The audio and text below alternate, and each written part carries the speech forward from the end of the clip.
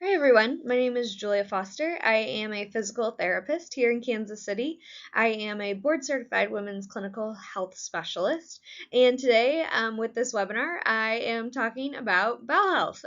So, gut feelings, all about bowel health, diving into not only the anatomy, but what pelvic floor dysfunction could look like in regards to gut health, and just some indications that you could try out not only at home, but also signs and symptoms that maybe you need to talk with a provider about getting into a pelvic physical therapy specialist, or getting into a GI or colorectal physician to get another set of eyes on you. So, with that being said, we'll dive right in. First, starting with the anatomy. So, with the anatomy of the GI system, it first and foremost starts at the mouth. And so, as you eat your food, your saliva is actually where kind of like enzymes are starting to break down that food, okay? And so as your food is digested, it's going to come down the esophagus and into the stomach, okay? And then from the stomach here, it's going to empty into what's called the small intestine. Now, the small intestine can be divided up into three different parts: the duodenum, the jejunum, and then the ileum here. The ileum is going to kind of transition into what's called your large intestine or your colon, okay? And so here you can see kind of like this blue transitioning into the green, and then now we're at this pink tissue here. This is the colon. It starts on your lower right-hand side and it travels up. So this is your ascending colon, and then it changes to go transverse into kind of like a sideways diagonal pattern right underneath your diaphragm and rib cage, called your transverse colon. And then down on the left-hand side, in your descending colon, which kind of ends with your sigmoid colon and transitioning into your rectum, which eventually then empties out into your anus for an exit. Now, what's really interesting and kind of like what you can see here is also how kind of like everything in this area, it's it takes up your entire trunk area, but kind of with all of these organs here, you can see how interconnected they are. And so one thing that this picture kind of looks at just a little bit, and we'll take another view here in just a second, is how kind of you think about the diaphragm kind of up top here as kind of the kind of like rib cage ends, and the diaphragm is kind of like thought of as the ceiling of the trunk cavity. And then at the bottom here is where actually the pelvic floor muscles are. We'll dive into that here in just a second. Okay. So, like I said earlier, the rectum is going to empty into the anus, which is the exit door, okay? So the anal sphincter. Now, the rectum is where stool is actually stored, okay? And so it is part of your large intestine. And kind of circling back to our last slide here, it won't let me for some reason, but that's okay. With your large intestine, your main role of your large intestine or your colon is to actually take out electrolytes and water. And so it is kind of like the final stop, like all the nutrition, all your kind of like calories and carbs and everything that you need in terms of nutrition has kind of already been absorbed. And so by the time it gets to large intestine, truly its job is to just kind of transit the stool, and as it's transiting the stool is taking water out of the stool to form it, okay? So why that matters is because your rectum is actually still a part of that kind of like whole system. And so your rectum stores stool, right? And so with kind of like the urge to have a bowel movement, if you have the urge, we always say, and there's different ranges, but when you have the urge, you don't want to delay it and delay it and delay it and wait to go to the restroom, because the longer that stool in your poop is stored in the rectum, the actually more hard it gets, because it is still kind of taking out some of that fluid, taking out some of that electrolytes, and so then we can get kind of what's called like this like really hard pebbly like stool. And so we want to make sure that we're kind of emptying all the way, and we're acknowledging that kind of like call to action with that urge to have a bowel movement when possible, because we don't want to wait and wait and wait, which can actually cause us to be more constipated.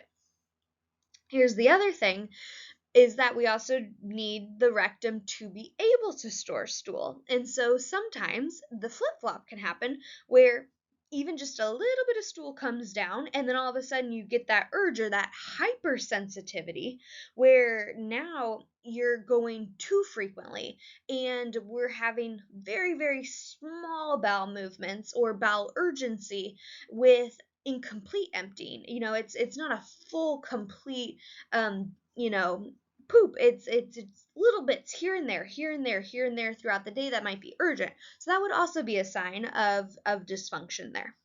Okay.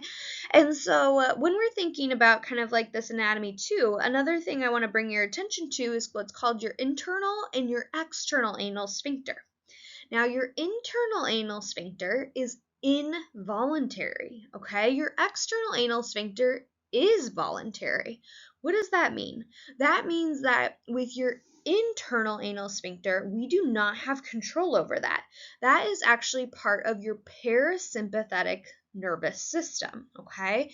And so in order for kind of stool to be sampled in this area, what has to happen is that stool comes down and your internal anal sphincter, and you do not have control over this. Remember, that's part of your involuntary system, your parasympathetic, your rest and digest system, will actually cause that sphincter to relax. Okay, so as that sphincter relaxes, your external anal sphincter here at the very exit stays contracted. Why that matters is because that allows those tissues to sample what is happening there, okay? So, for example, it is sampling and getting kind of a reading on, is this liquid? Is this solid? Is this gas? So that way it sends a signal back up to the brain to then tell you, ooh, this is liquid, I gotta go right now. Or this is gas. Is this an appropriate place to be passing gas? Or do I need to make my way into somewhere more private, or the restroom? Or, oh yeah, this is my morning bowel movement. And so it kind of like has that sampling reflex. But again, we do not have control of that internal anal sphincter. That is part of your rest and digest, which is fascinating, because if we're always in that go, go, go, sympathetic state where we're in that kind of fight or flight, then we're not getting that internal anal sphincter relaxation, which can also lead to an array of things that we'll dive into later.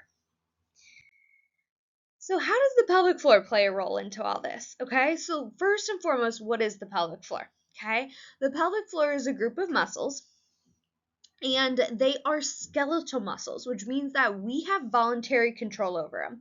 Another example of a skeletal muscle would be like your bicep, okay? So like you can actively flex and also relax your bicep muscle. Same thing with your pelvic floor, which is actually a good thing, because then we can train those pelvic floor muscles to get stronger, to be more coordinated, to work with our pressure management, to work with different day-to-day motions like having a bowel movement or emptying our bladder or exercising or coughing or sneezing or all the things.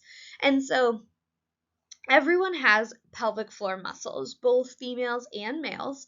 And so you can kind of see with kind of the muscles, if we were taking kind of like a bottom up view, okay? So if someone was, say, laying on their back with their knees out wide, this is kind of the view that we would see if we retracted those tissues around that area.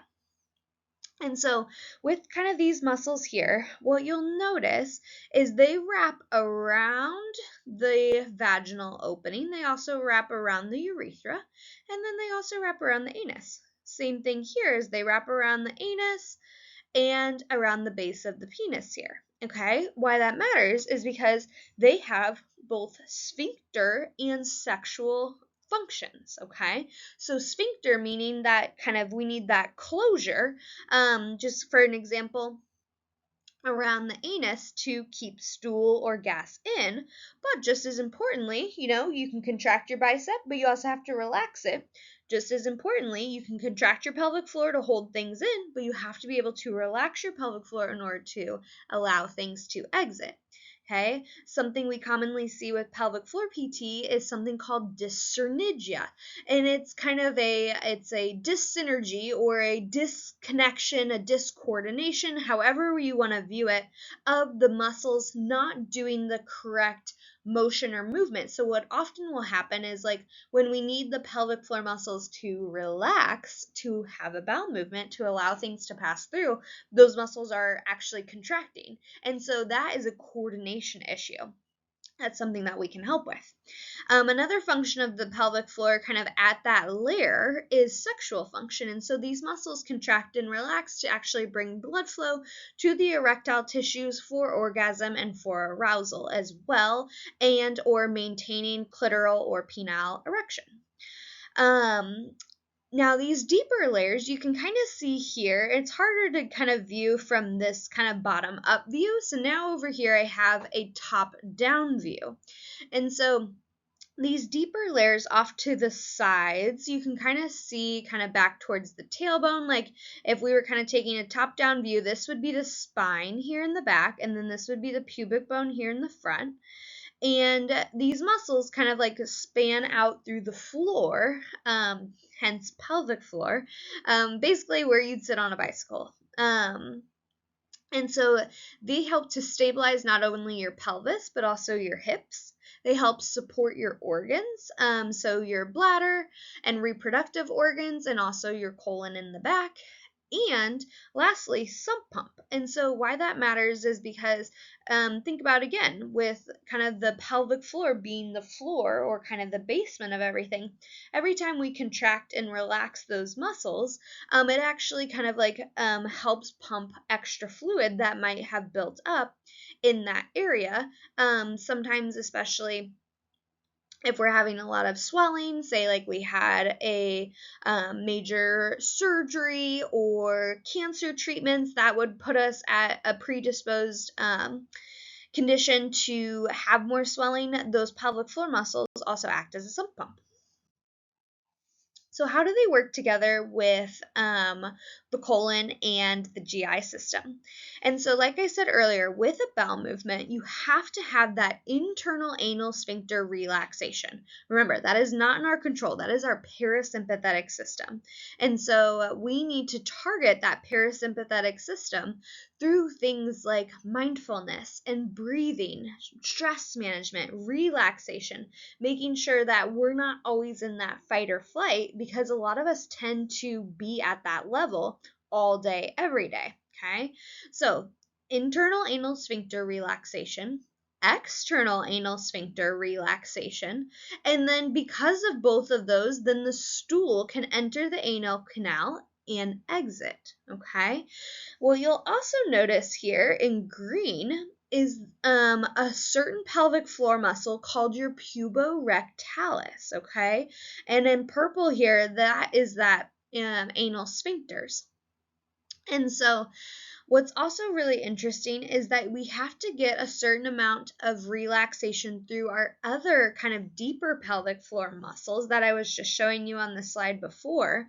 And that is kind of what kinks or kind of like controls what's called the anorectal angle. Okay, why that matters is because here now I'm sitting, I'm talking to you, you're watching this on YouTube, or you're streaming it from our webinar or our Eventbrite services. while you're sitting here, your pelvic floor muscles have a baseline amount of tone to them. Now, why that matters is because as you carry on throughout your day, you don't want to have to always think like squeeze, squeeze, squeeze, squeeze, squeeze, squeeze. Don't relax your pelvic floor, because then, something might exit, whether it be urine or stool or gas. Your pelvic floor muscles have a baseline amount of tone to provide this kink in the rectum. But here's the thing is, like, you think about the chair you're sitting on, I bet, whether it be an office chair or a couch or a lounge chair, and your toilet, not very different, right? And so kind of like the design of our modern day toilets don't allow us to get into enough of a squat position. So actually, to be able to access a squat position where our hips are above our knees, so that kind of hip flexion is greater than 90 degrees, actually helps to relax or release tension on this puborectalis, this green muscle here.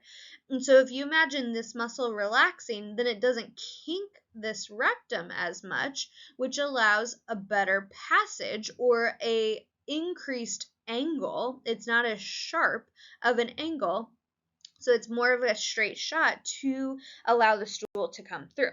I have a better picture on the next slide. Let me show you. So getting the knees above the hips, and when that happens, so if you've ever heard of a squatty potty, great invention. I highly recommend one. That's one of the big takeaways that I want you to take away from watching this today.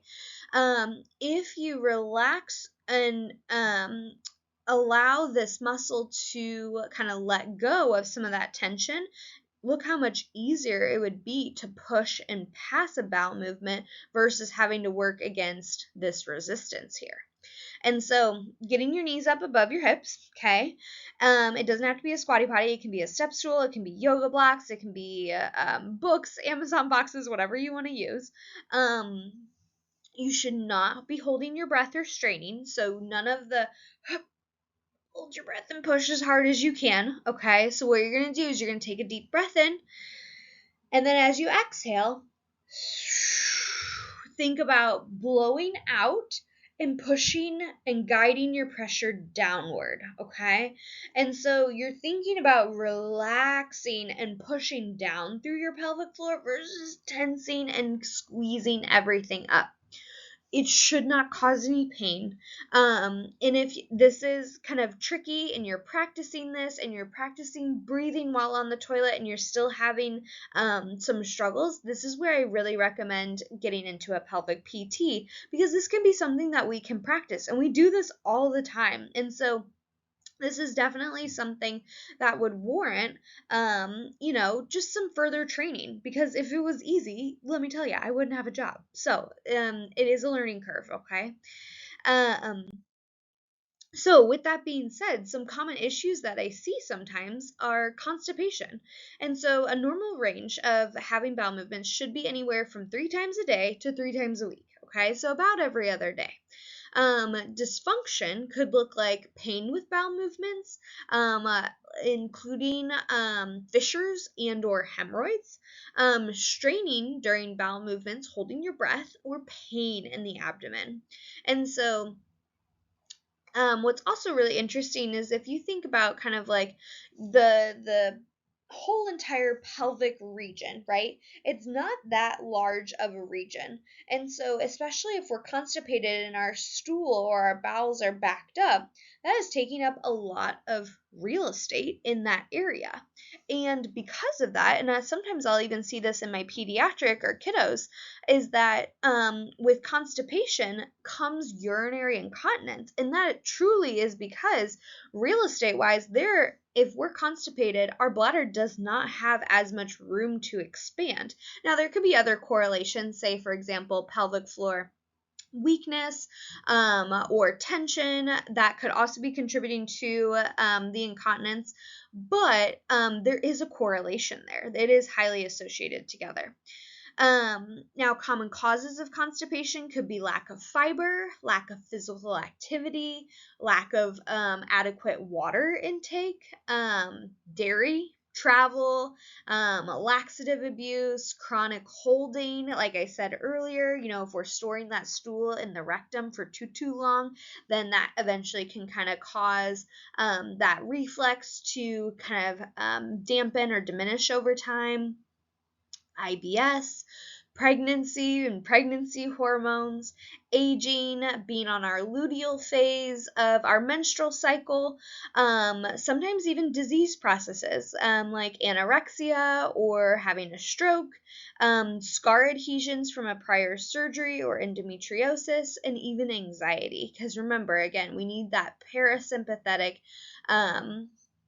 input to evacuate and empty our bowels. And with anxiety or high stress environments, we're kind of staying more in that sympathetic state.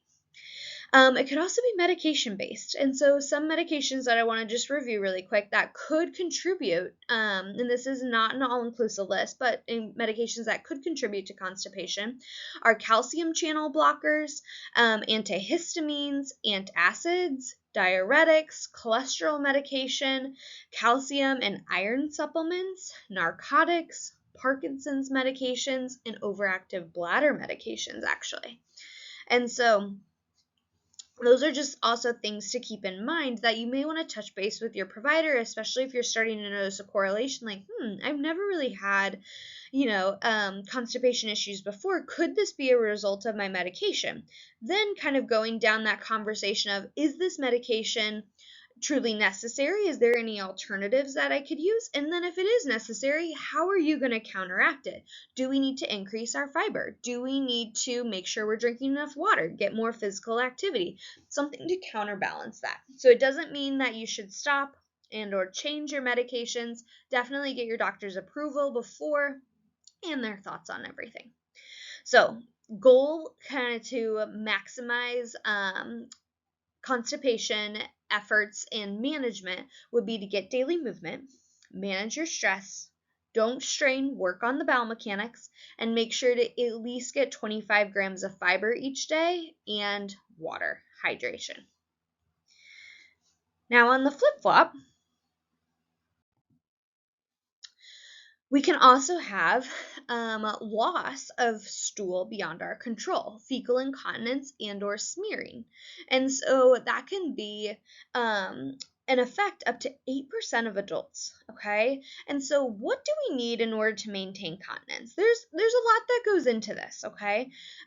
Intact anal sphincters, okay? So like I said earlier, those sphincters are really kind of that final exit door that hold the stool in at the rectum. Okay, so sometimes whether it's been an injury from, say, a birth trauma or an injury from a surgery, or if there's any trauma history or car accidents that could have caused a lesion or damage to the anal sphincters, that could be something that could potentially, have issues with kind of maintaining that control. You need strong pelvic floor muscles. You also need muscles that can relax and elongate, though, okay? So you can't always have muscles that are in that tightened state. It'd be like holding a bicep curl here all day or holding your purse here all day. Like your bicep would be so fatigued. You also need a muscle that can relax all the way, okay? You need that anorectal angle to be anywhere from 80 to 100 degrees. So that way, kind of that muscles in your pelvic floor are able to kink the rectum enough to maintain that angle. Because again, that provides just a little bit more of a protection against leakage. You need a good stool consistency and volume. Okay, what I mean by that is the more loose, the more prone you are to leakage. Okay, I always give the example. If I had you hold your hands out here in front of you, and I said, like, okay, hold this water in your hands, and I poured a cup of water in your hands, you would have to squeeze as hard as you can and kind of like hold, all those muscles really, really well. Versus if I put a pine cone in your hand, then it's a lot easier to maintain. It's a lot easier to hold. Same thing happens with your stool consistency. If it's really liquidy, if it's really loose, it's going to be harder to control. So we have to make sure we're working with kind of looking at diet and nutrition and managing any IBS symptoms or causes of diarrhea that could be causing that consistency to be different. And we also need the rectum to be able to distend and store stool until ready to expel. And so remember, the rectum is a storing chamber. And so if the rectum is not able to distend, or if it's hypersensitive, and just with a little bit of distension, we're getting that sudden and quick urge to evacuate our bowels, then that urgency can also kind of lead to maybe some smearing or some incontinence if we're not able to make it to the restroom on time. And so we do need the rectum to be able to distend, to be able to store an adequate amount of stool that's appropriate to empty our bowels. So things that also might contribute to your bowel dysfunction, and things that maybe your doctor or your physical therapist would recommend in terms of diagnostic tests that would kind of look for some of these things are as follows. So we're screening and looking for any signs of cancer, inflammatory disease, infection, obstruction, Crohn's, celiacs, any neurological conditions, hemorrhoids and or fissures, fistulas, or even diverticulosis. Okay, and then to screen for some of those, sometimes they will kind of order, or we may suggest as pelvic PTs, diagnostic tests including a endoscope, looking at a barium stool test, which is essentially where the barium kind of allows you to see the stool better under radiology or x-ray or CT, to where we can see kind of what's happening in terms of that evacuation. A balloon expulsion test, which is essentially a small catheter balloon that is inserted into the rectum, and then having you try and expel the balloon. And what that can tell us is if we are able to expel the balloon, or if we're seeing that it's really difficult or it takes a long time to expel the balloon, then that might be a sign that there is some discoordination of the muscles, or that we're not able to efficiently get enough push in order to evacuate through our bowels. And then other things like GI motility testing, MRI, CT, PET scans, EMG, ultrasounds, or pudendal nerve latency testing. And so I would say the most common ones that I will have people usually have done, but not always, is this barium radiology and or a balloon expulsion test. And what those tests have told them then is sometimes that there's a discoordination of those muscles, and then they'll be sent to PT. Do you need these tests in order to go to PT? No. We are actually able to do a assessment of the muscles of the pelvic floor by palpating the muscles vaginally and or rectally. It can give us a lot of information that some of these tests can actually give us as well. And so kind of with at least in Missouri and in Kansas, not all states are currently direct access, but I want to venture to say it's almost 48 out of the 50 are direct access. You can come straight into a pelvic physical therapy office and start getting treatment. And then we send our notes to your physician to review.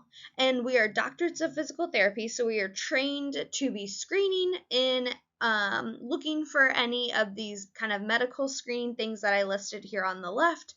But you do not have to go through a physician and go through all these tests and then end up in PT. You can just start right with PT, and that's something that I always just like to touch base on.